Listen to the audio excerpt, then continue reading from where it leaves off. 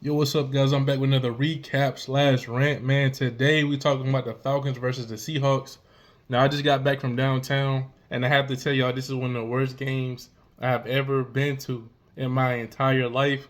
From the atmosphere wise, from the vibe, from the fact how they lost.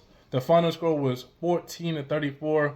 No disrespect to the Seahawks, but this felt like an embarrassing loss. I know they 4-3, we 4-3, but how we came in and did what we did, this game was absolutely terrible.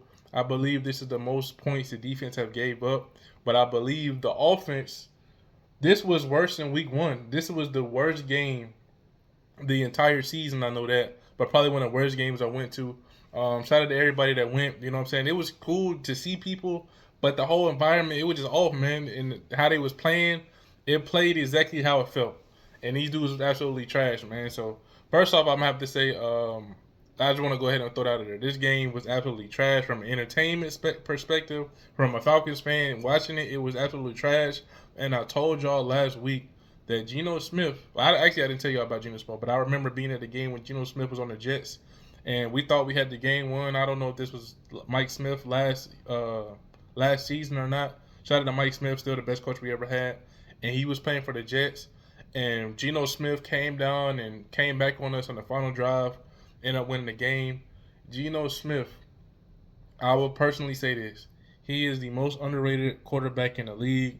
The dude felt comfortable today. The offensive line was blocking for him. They was balling out for him. I mean, they would everybody. It's funny they got some dude named Jarrell on the offensive line. If y'all didn't know, that's my real name.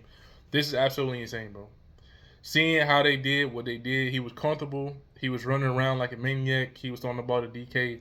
He was balling out. He was doing everything that he wanted to do, and he was happy. He was comfortable. He was like, "Yo, I'm coming to Atlanta, and I'm gonna just do exactly what I did a couple of years ago," and that's what he did for a long time. The Falcons used to always, just beat the Seahawks like it was nothing. It was always competitive, but we used to always pull it out. And the last couple of times we played the Seahawks, it just, I don't know, man. This has been tough. So anyway, as y'all know, I like to go from the other team first, talk about their stats, and then I'm gonna talk about us. But as far as this game as a whole, this was awful, man. But we gonna get into it. So anyway, for the Seahawks, man, we gotta start with the offense. Geno Smith, I'm looking at the stats over here. That's why I'm looking this way. Geno Smith, 18 for 28, 207 yards, 2 touchdowns. Yeah, the dude did what he needed to do. Like I said, no interceptions. Geno Smith, to me, was the player of the game. I already knew coming to this game, I knew we was gonna have to watch out for DK. Shout out to you Seahawks fan on the train. He was like, "Yo, what do you think was gonna happen?" I was like, "Yo, we gonna win." But I felt like the Seahawks was gonna get a fast start. For some reason, I thought it was gonna be 14-0. That's how I felt coming into the game, and I was like, "We gotta watch out for DK." But they just kept going and kept going and kept going. And I told you the final score was 34-14. This was bad, man. As far as the defense, that I thought that we was gonna be okay because I didn't know, but this game coming to this game, Geno Smith was the number one quarterback in passing yards. Crazy to think about. This man was number one in passing yards. And I'm like, okay, cool. I feel like we got a nice pass defense. AJ Terrell, Clark Phillips stepping up, the Alfred stepping up, Kevin King. He was doing great in the preseason. He coming in, he's stepping up. Everybody doing what they need to do.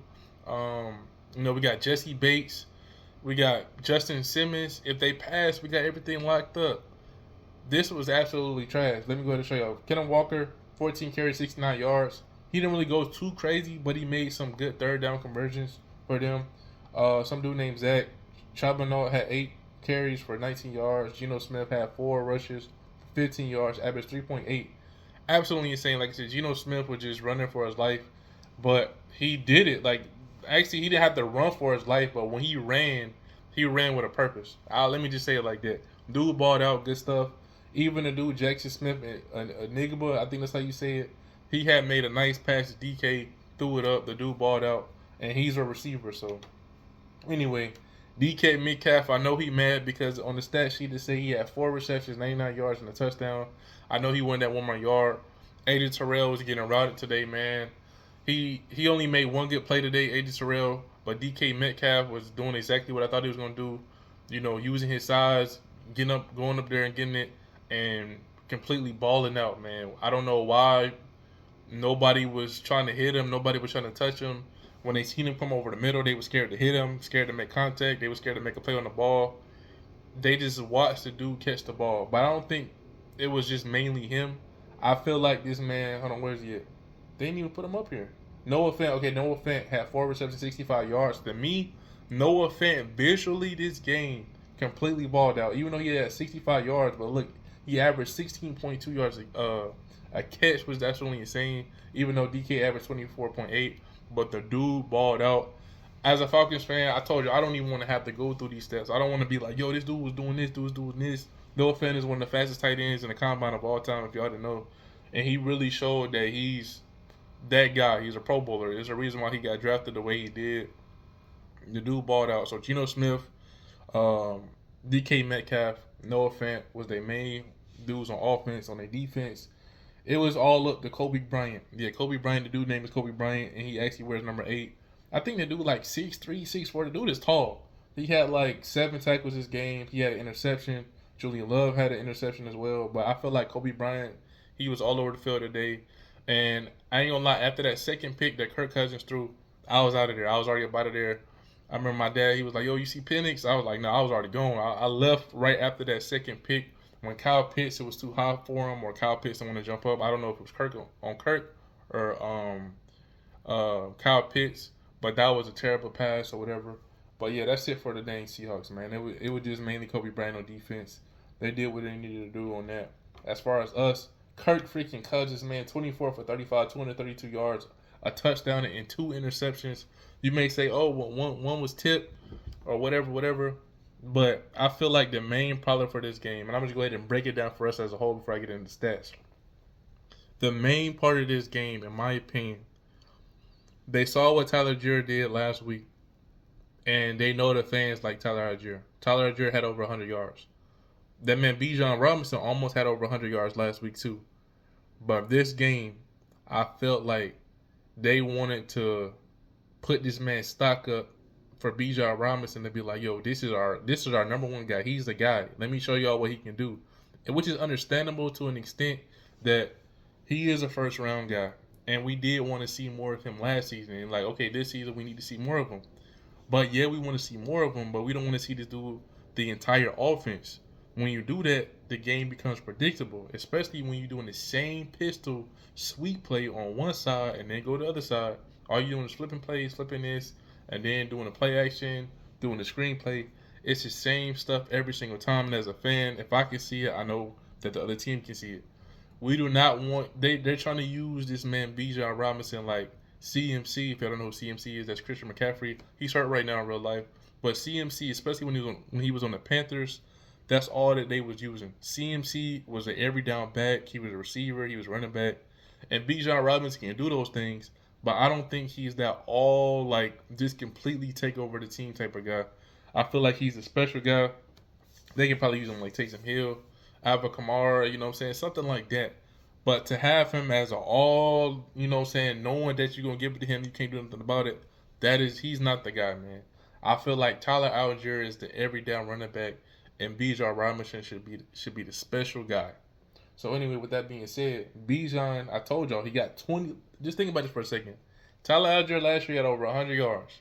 Tyler Algier had 5 carries this game for 36 yards. Bijan Robinson had 21 carries over 103 yards, averaged 4.9. Think about it for a second. He had a touchdown. He averaged 4.9 a carry. Tyler Algier had 5 carries, averaged 7.2. You see what I'm saying? They hated on my boy Tyler. His rookie year, he had over 1,000 yards. Bijan Robinson had 1,000 combined, but I don't think he had 1,000 rushing.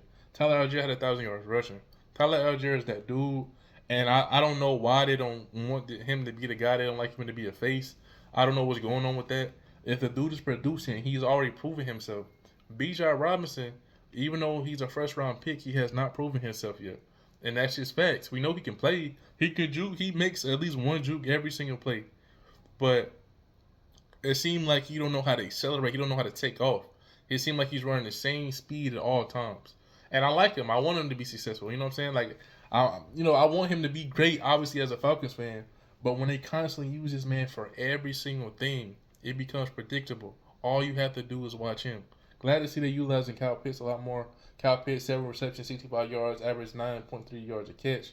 but I feel like they're using him more, but they should still be using him more. If they wasn't using him at all, now they're using him more.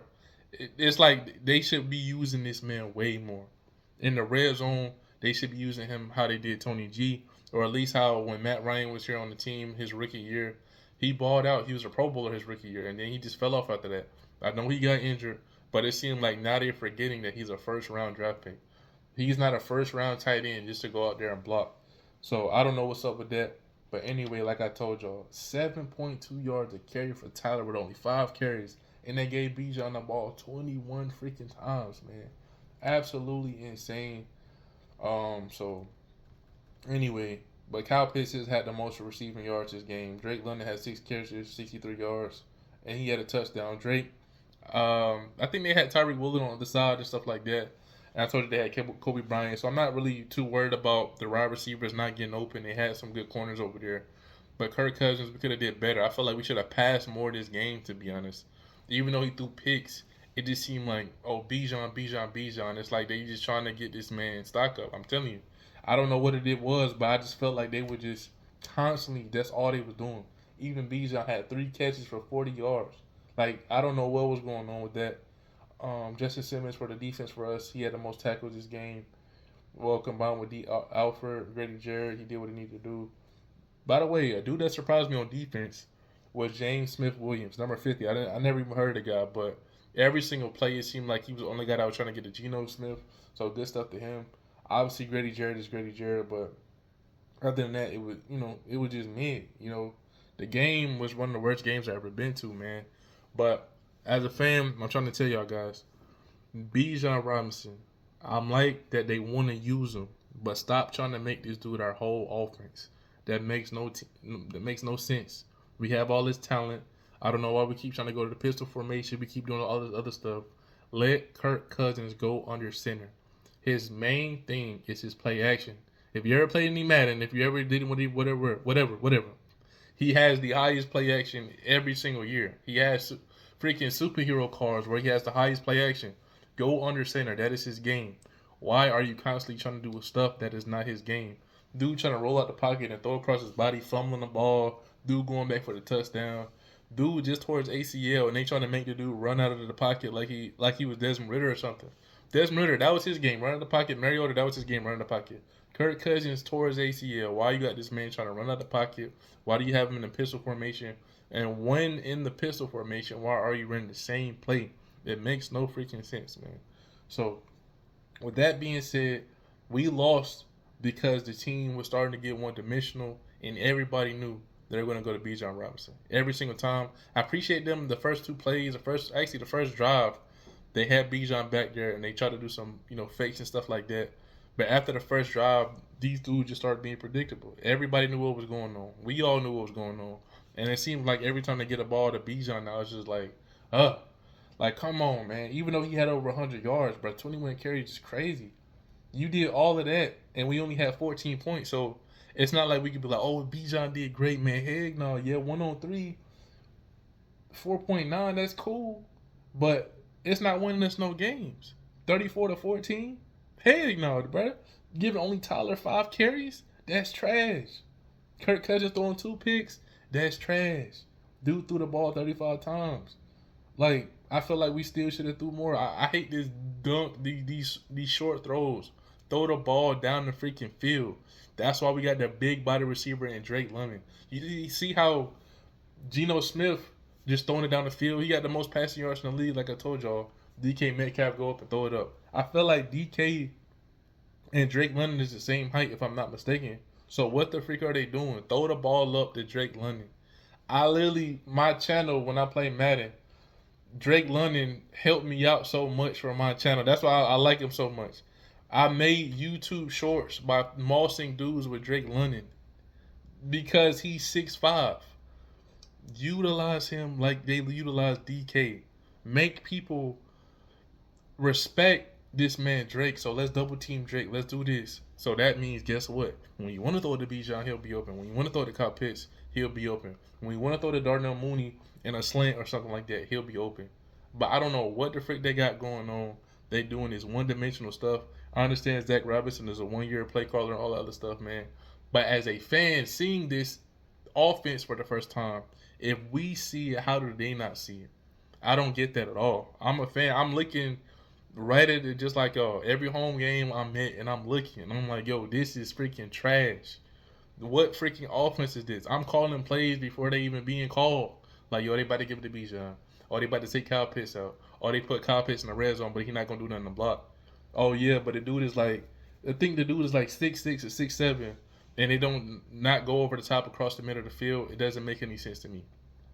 So anyway, guys, let me know what y'all think. This was absolutely trash.